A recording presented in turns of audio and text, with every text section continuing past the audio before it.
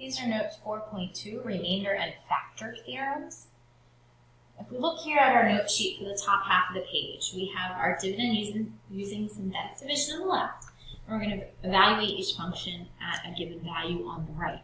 So I'm going to do the left side first using synthetic division, which was our 4.1 notes. So, sign down here real quick. For my first one, I have 4x squared plus 3x minus 2. And then I have x minus 1 as my divisor. So I'm going to put 1 here in the box. I'm going to write 4, 3, negative 2. Bring down the 4. And now I'm going to start my process of 1 times 4 to get me 4. 3 plus 4 to give me 7. 1 times 7 to give me 7. Negative 2 plus 7 gives me 5. Okay, so I see here that my remainder is 5. I'll look at example 2 again. I have 3x cubed plus 8x squared plus 5x minus 7. And that's being divided by x plus 2. If my divisor is x plus 2, that means my synthetic divisor is at negative 2. Then I have 3, 8, 5, negative 7. Bring down that 3 and I'll get started.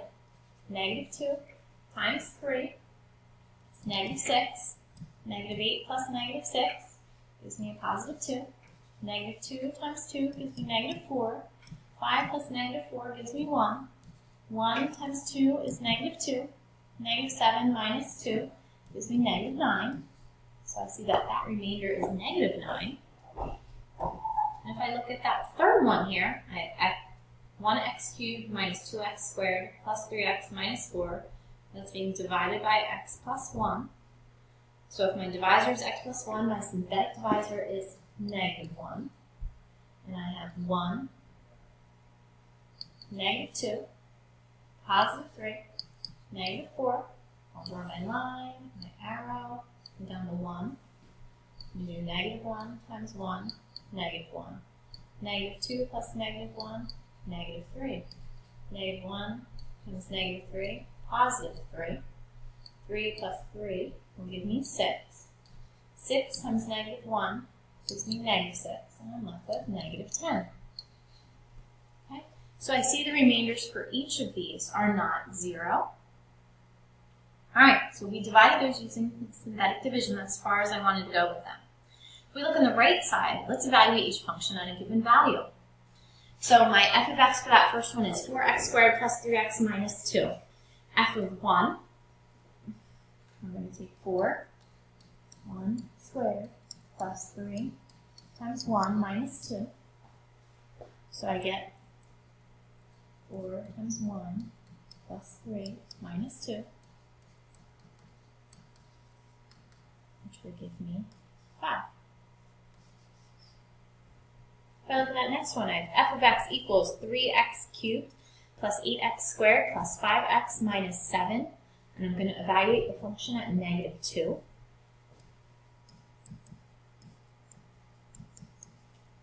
So I'm going to plug in a negative 2 just here where all the x's are. All right, my negative 2 cubed is negative 8. Negative 2 squared is 4. And 5 times negative 2 is negative 10. So the minus 7. So I have negative 24 plus 32 minus 10 minus 7. And that leaves me with negative 9. Okay.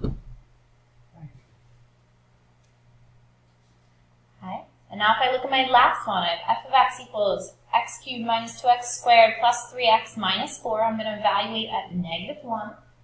So I'm going to plug a negative 1 in.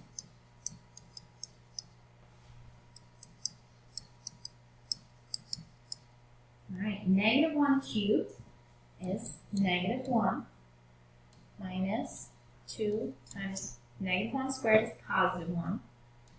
Minus 3, because 3 times negative 1 is negative 3, and then a minus 4. So I get negative 1 minus 2 minus 3 minus 4. And that winds up giving me negative 10. Now maybe as I was doing these, you guys noticed something different. or not different, more so the same. I have a 4x squared plus 3x minus 2 and a 4x squared plus 3x minus 2. So I was actually using that same function here. My divisor was x minus 1, where I divided by 1, and here I evaluated the function 1. All right, so why did we do this? Let's look. My remainder here was 5, and when I evaluated the function at the given value, I got 5. If I look at number 2, hey, my remainder is negative 9, and when I evaluate the function, negative 9. If I look at number 3, my remainder, negative 10, and when I evaluated the function, negative 10. So if we compare the remainder obtained using synthetic division with the result obtained when given the function f of x is evaluated using the value of the synthetic divisor, what do you notice? They're the same solution.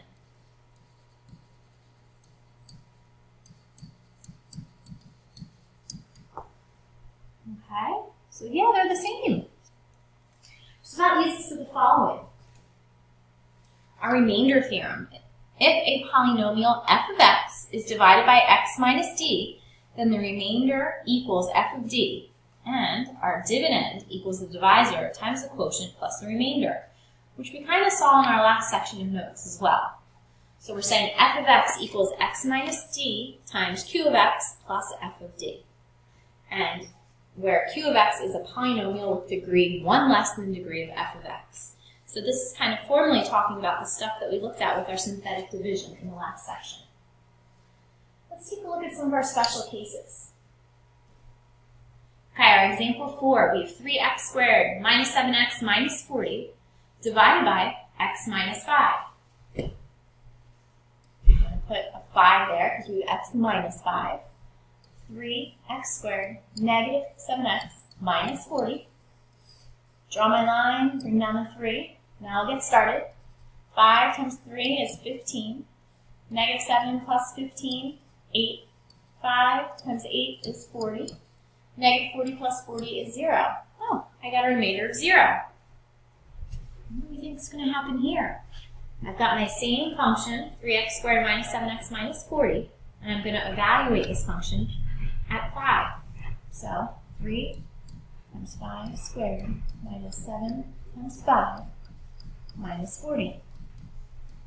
5 squared is 25. 7 times 5 is 35. So now I have 75 minus 35 minus 40. And sure enough, we get 0. So why is this a special case? Well, we got 0 as the remainder, and when we evaluated the function, we got 0. Again, they always match. But since 3x squared minus 7x minus 40 divided by x minus 5 has a remainder of 0, this indicates that x minus 5 is a factor of the polynomial f of x, and 5 is considered a solution or a root or x-intercept of f of x.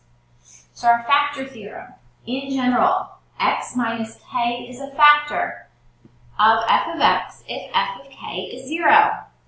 Okay, so hey, we plugged in 5, we got 0 as our remainder, so sure. Okay, f is the solution or a root. Therefore, there are two methods to determine factors of a polynomial. We could use synthetic division, or we could evaluate the function using the synthetic divisor. Now a little bit further.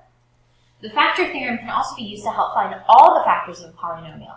Suppose we want to determine if x minus 2 and x plus 3 are factors of f of x, given f of x equals 2x to the fourth plus 7x cubed minus 4x squared minus 27x minus 18. We can use synthetic division to test x minus 2. So if we have x minus 2, we're going to put 2 here, our polynomial. We're going to plug in 2, 7, negative 4, negative 27, negative 18. Okay, we do all this math here. And we find out, yes, my remainder is 0. So x minus 2 is a factor of f of x, and 2 is considered a root or a solution. So now if we write our solution here, as the divisor times the quotient. We have f of x equals x minus 2, what we divided by, times what we got at the bottom line, 2x cubed plus 11x squared, there we go, plus 18x plus 9.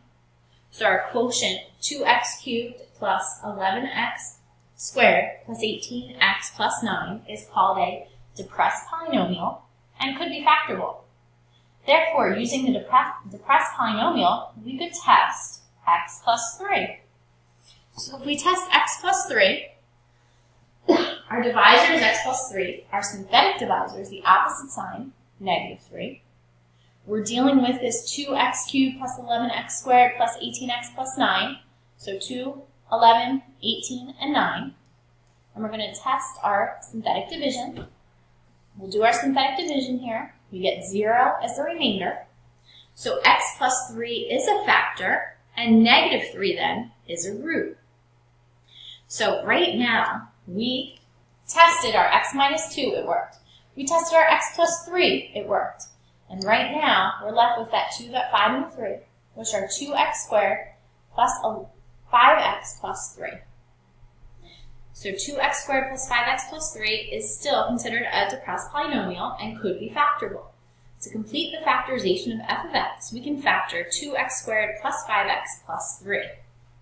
When we do that, we wind up getting 2x plus 3 and x plus 1, and that's in addition to the x minus 2 and the x plus 3 that we already did the synthetic division steps for. So that means if we have x minus 2, our root is 2, x plus 3, our root is negative 3, 2x plus 3 means our root is negative 3 halves, and x plus 1, which means our root is negative 1. Roots are called zeros because they represent where the graph crosses the x-axis. Okay, so we know roots, x-intercepts, solutions, zeros, they all can kind of be used interchangeably for that.